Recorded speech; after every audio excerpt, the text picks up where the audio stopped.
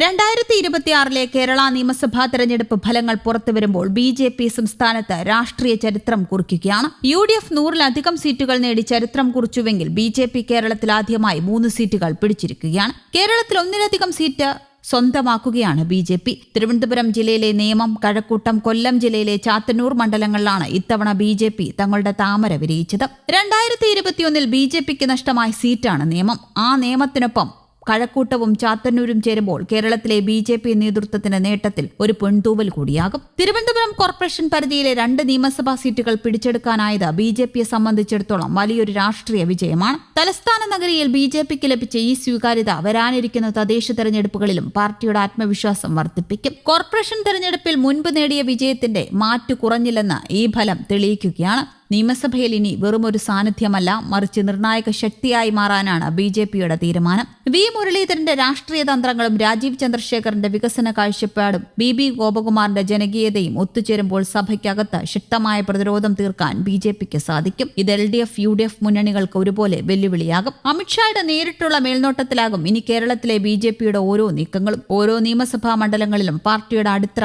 ഭദ്രമാക്കുന്നതിന് പ്രത്യേക കർമ്മ പദ്ധതികൾ രൂപീകരിക്കും. ഗ്രൂപ്പ് പോരുകൾക്ക് അതീതമായി പാർട്ടിയെ ഒറ്റക്കെട്ടായി മുന്നോട്ട് കൊണ്ടുപോകാൻ ത്രിമൂർത്തികൾക്ക് സാധിക്കുമെന്നാണ് ഡൽഹിയിലെ വിശ്വാസം. തിരുവനന്തപുരത്തിന് പുറമെ വടക്കൻ കേരളത്തിലും മധ്യ കേരളത്തിലും ബി.ജെ.പിക്ക് ലഭിച്ച വോട്ടുയർച്ച പാർട്ടിയുടെ വളർച്ചാ സൂചനയായിട്ടാണ് കാണുന്നത്. ശബരിമല ഉൾപ്പെടെയുള്ള വൈകാരിക വിഷയങ്ങൾക്കപ്പുറം വികസനവും സദ്ഭരണവും ചർച്ചയാക്കാൻ ബി.ജെ.പിക്ക് കഴിഞ്ഞു എന്നത് വലിയ മാറ്റമാണ്. ഇത് വരും വർഷങ്ങളിൽ കേരളത്തിലെ രാഷ്ട്രീയ ചിത്രത്തെ അടിമുടി മാറ്റും. എക്സിറ്റ് പോളുകൾ പോലും പ്രവചിക്കാത്ത വിജയമായിരുന്നു ചാത്തന്നൂരിലേത്. 4398 വോട്ടുകളുടെ ഭൂരിപക്ഷത്തിലാണ് ബി ഗോപകുമാർ LDFന്റെ രാജേന്ദ്രനെ തോൽപ്പിക്കുന്നത്. ഇവിടെ UDF സ്ഥാനാർത്ഥി 3-ാം സ്ഥാനത്തേക്ക് പിന്തുള്ളപ്പെട്ടു. 2021-2016 തെരഞ്ഞെടുപ്പിലും ചാത്തന്നൂരിൽ ബി ഗോപകുമാർ 2-ാം സ്ഥാനത്തെത്തിയിരുന്നു. 2016 മുതൽ 8 മുതൽ 10% വരെ വോട്ടുകൾ ബി.ജെ.പി. ചാത്തന്നൂരിൽ വർദ്ധിപ്പിച്ചുകൊണ്ടിരുന്നു. തുടർന്നാണ് ഈ പ്രാവശ്യം 38-ലധികം വോട്ട് വിഹിതം നേടി ചരിത്രത്തിലാദ്യമായി കൊല്ലത്തിന്റെ മണ്ണിൽ താമര വിരിയിച്ചത്. 2016 തെരഞ്ഞെടുപ്പിലാണ് ചരിത്രത്തിലാദ്യമായി ബി.ജെ.പി. സംസ്ഥാന നിയമസഭയിലേക്ക് എത്തുന്നത്.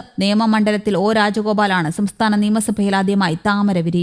8600-ലധികം വോട്ടുകളുടെ ഭൂരിപക്ഷത്തിലാണ് അന്ന് രാജഗോപാൽ ജയിച്ച് ചരിത്രം കുറിച്ചത്. എന്നാൽ 2021 അതേ നിയമം പിടിച്ചെടുത്തുകൊണ്ട് LDFന്റെ വി. ശിവൻകുട്ടി ബി.ജെ.പിയുടെ അക്കൗണ്ട് പൂട്ടിക്കുകയും ചെയ്തു. ആ നിയമവും അതിനോടൊപ്പം 2 സീറ്റുകളുമാണ് ഇത്തവണ ബി.ജെ.പി. സംസ്ഥാന നിയമസഭാ തെരഞ്ഞെടുപ്പിൽ സ്വന്തമാക്കിയത്. അതേസമയം നിയമസഭാ തെരഞ്ഞെടുപ്പിൽ UDF 102 സീറ്റുകളാണ് സ്വന്തമാക്കിയത്. 35 സീറ്റുകൾ മാത്രമാണ് LDFന് സ്വന്തമാക്കാൻ സാധിച്ചത്. നിയമസഭാ തെരഞ്ഞെടുപ്പിലെ 3 സീറ്റുകളുടെ നേട്ടം രാജീവ് ചന്ദ്രശേഖറിന്റെ നേതൃത്വത്തിന് ലഭിക്കുന്ന പൊൻതൂവലാണ്. തദ്ദേശ സ്വയംഭരണ തെരഞ്ഞെടുപ്പിൽ തിരുവനന്തപുരം കോർപ്പറേഷൻ പിടിച്ചെടുത്തതിന്റെ തുടർച്ചയാണ് നിയമസഭാ തെരഞ്ഞെടുപ്പിലും ഉണ്ടായിരിക്കുന്നത്. ഈ നേട്ടം ബി.ജെ.പി. കേരള ഘടകത്തിന്റെ രാജീവ് ചന്ദ്രശേഖറിന്റെ മേൽക്കൈ വർദ്ധിക്കുകയും ചെയ്യും. എന്നാൽ മുരളീധരന്റെ വിജയം മുരളീധര പക്ഷത്തിനൊരു ആശ്വാസം കൂടിയാണ്. ബി.ജെ.പി. വിജയത്തിന്റെ യഥാർത്ഥ നായകനായി പാർട്ടി കേന്ദ്രങ്ങൾ ഉയർത്തിക്കാട്ടുന്നത് ബി ഗോപകുമാറിനെയാണ്. നിയമസഭയിൽ ആഞ്ഞടിച്ച് ബി ഗോപകുമാറിന്റെ സാന്നിധ്യം ബി.ജെ.പിക്ക് വലിയ ഊർജ്ജമാകും. താഴെത്തട്ടിലുള്ള പ്രവർത്തകരുമായുള്ള അദ്ദേഹത്തിന് ആത്മബന്ധവും പോരാട്ടവീര്യവും സഭയ്ക്കകത്ത് പാർട്ടിയുടെ ശബ്ദമായി മാറുമെന്നാണ് പ്രതീക്ഷിക്കപ്പെടുന്നത്. മറ്റു 2 പാർട്ടികളും ശക്തമായ മത്സരം കാഴ്ചവെച്ചുവെങ്കിലും കഴക്കൂട്ടം ബി.ജെ.പിയിലേക്ക് ചാഞ്ഞു.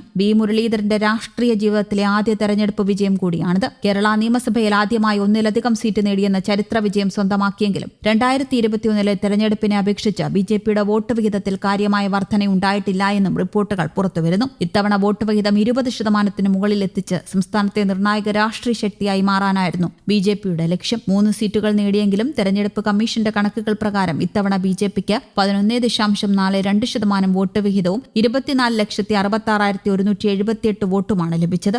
2021 ഇത് യഥാക്രമം 11.30% 23,54,468 വോട്ടുമായിരുന്നു. സമീപകാലത്തെ മറ്റു തെരഞ്ഞെടുപ്പുകളിൽ ബി.ജെ.പി. ഇതിലും മികച്ച പ്രകടനം കാഴ്ചവെച്ചിരുന്നതായും കാണാം. 2024 ലോക്സഭാ തെരഞ്ഞെടുപ്പിൽ 16.68%, 2025 തദ്ദേശ തെരഞ്ഞെടുപ്പിൽ 14.6% വോട്ട് വിഹിതം ബി.ജെ.പി. നേടിയിരുന്നു. BDJS 2020 ഉൾപ്പെടെയുള്ള മറ്റ് NDA സഖ്യകക്ഷികളുടെ പൂർണ്ണമായ വോട്ട് വിവരങ്ങൾ കൂടി കണക്കാക്കേണ്ടിയിരിക്കുന്നു. കോൺഗ്രസ് തങ്ങളുടെ വോട്ട് വിഹിതം 2021 25.12% നിന്ന് 2026 28.79% ഉയർത്തി. അതേസമയം CPM വോട്ട് വിഹിതത്തിൽ ഇടിവുണ്ടായി. 2021 25.38% നിന്ന് 21.77% കുറഞ്ഞത്. News desk Kerala Kaumudi.